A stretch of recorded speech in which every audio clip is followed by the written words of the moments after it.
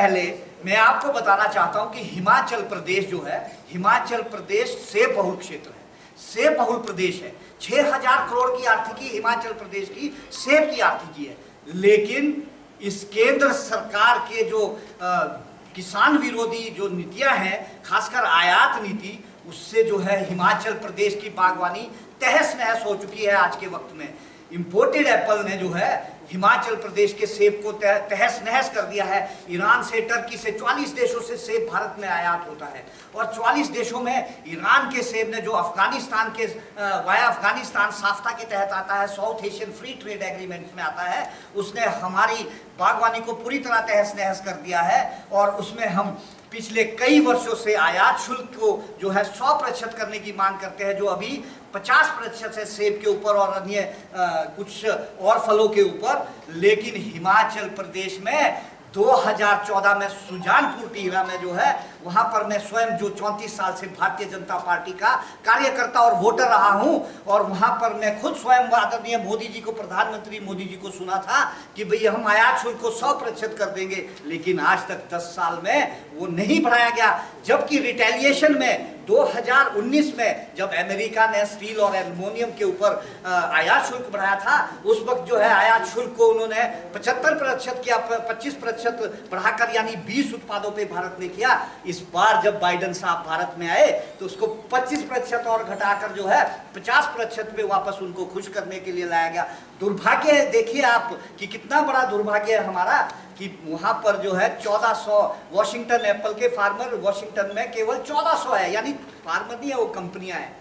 और यहाँ हिमाचल प्रदेश में 3 लाख परिवार तो सीधे सीधे सेब बागवानी से जुड़े हैं। और वहां पर जो है जश्न मनाया जाता है क्योंकि उन्होंने आयात के भारत में सारे निर्यात के सारे रिकॉर्ड तोड़े, और भारत की एम्बेसी के लोग वहां उनके जश्न में जाकर जो है वो वहां पर अपना जश्न मनाने में उनका सहयोग कर रहे हैं। देखिए कितना दुर्भाग्य है कि हमारी यहाँ बागवानी तहस नहस हो गई है, चाहे वो ईरान का सेब है, चाहे टर्की का सेब है, ईरान का सेब। MIP मिनिमम इंपोर्ट प्राइस हमने बड़ी उसकी धन्यवाद किया केंद्र सरकार का कि केंद्र सरकार ने 50 रुपये मिनिमम इंपोर्ट रेट जो है घोषित कर दिया है। 50 रुपये इंपोर्ट ड्यूटी, हमने ये खुशी मनाई कि 50 रुपये इंपोर्ट न्यूनतम मूल्य होगा MIP, और 50% उस पर आयात शुल्क लगेगा, तो भारत में 75 रुपये से नीचे कोई सेब नहीं आएगा। लेकिन अगर आप अभी पिछले आंकड़े देखेंगे, 40 रुपये, 42 रुपये, चेन्नई, दिल्ली, बॉम्बे, सब जगह जो है वो सेब बेचा गया, और हिमाचल का जो सेब स्टोर था वो पूरी तरह से बर्बाद हो गया। और उसके साथ यहाँ पर 1000 करोड़ रुपए जो है 6000 करोड़ की बागवानी में से जो है खत्म हो गए, यानी बट्टा खाते में समझिए आप चले गए, तहस नहस हो गए।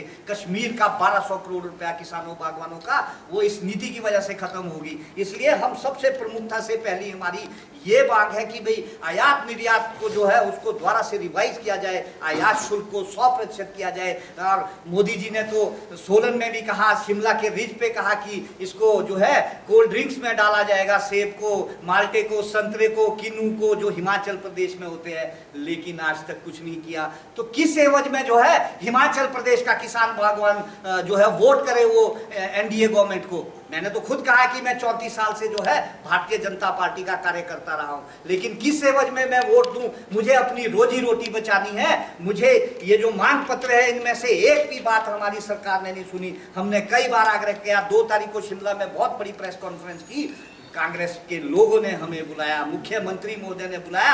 आज जो कांग्रेस का मैनिफेस्टो जारी हुआ है, हमारी 5 मांगे उसमें मानी गई है। आयात निर्यात नीति को भी जो है कांग्रेस ने कहा है कि हम इसको जो है बदल देंगे सभी किसानों बागवानों के लिए। सेब ही नहीं, यहाँ पर तो जो है प्लम भी, उसको भी नुकसान होने वाला है। यहाँ कुल्लू में जो है परसिमन, जो नया जापानी फल एक से फ्रूट आया है, वो भी बर्बाद होने वाला है। चेरी ईरान की अगले हफ्ते आने वाली है। दीपक सिंघा जी मेरे साथ प्लम ग्रोवर फोरम के साथी बैठे हैं, इनको पता है कि नेक्स्ट वीक चेरी ईरान की आएगी, तो हिमाचल की चेरी भी बर्बाद हो जाएगी। किन्नू, संतरा, माल्टा, कोई भी जो हमारे बागवानी के उत्पाद है वो विदेशी जो है उत्पादों से समाप्त हो जाएंगे। इसके अलावा दूसरी जो हमारी मांग है कि सभी जितने भी उपकरण, कृषि या हॉर्टिकल्चर उपकरण है, उसके ऊपर जो है GST जो है उसको पूरी तरह से एग्जम्प्ट कर दिया जाए।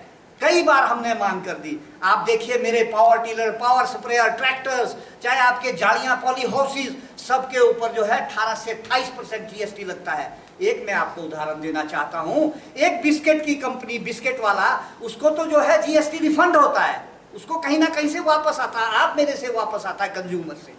लेकिन मैं अगर सेब उगाता हूं तो सेब वाला जिसमें पैकिंग करता है, किन्नू वाला करता है, संतरे वाला करता है, टमाटर वाला करता है, उसको जीएसटी कहीं से वापस नहीं आता। उसके ऊपर जो है 18% जो है पैकेजिंग के ऊपर जीएसटी लगती है। पावर टिलर, पावर स्प्रेयर के ऊपर लगता, तो मुझे वो पैसा कहां से वापस आएगा? 2.25 लाख की कलेक्शन, आपको पता है कि मीडिया में आया था, मैंने भी वहां पढ़ा आप लोगों के माध्यम से कि 2.25 लाख की कलेक्शन पिछले महीने भारत, 2.25 लाख करोड़ की कलेक्शन जो है पिछले महीने भारत सरकार की जीएसटी में हुई। अगर उसमें 20-25 करोड़ कम भी हो जाते, 20-25 करोड़ या 50 करोड़, 100 करोड़ कम भी हो जाते, 200 करोड़ कम हो जाते, हम किसानों, बागवानों की कलेक्शन न होती, तो हमारे परिवार जो है अच्छे से चलते। कि भारतवर्ष में जो है 60% आबादी किसानों, बागवानों की है। बजट केवल मात्र हमें 3% मिलता है, 1,25,000 करोड़ केवल मात्र। और उसमें भी कहते हैं कि हम किसान सम्मान निधि जो है वो 6,000 रुपये देते हैं।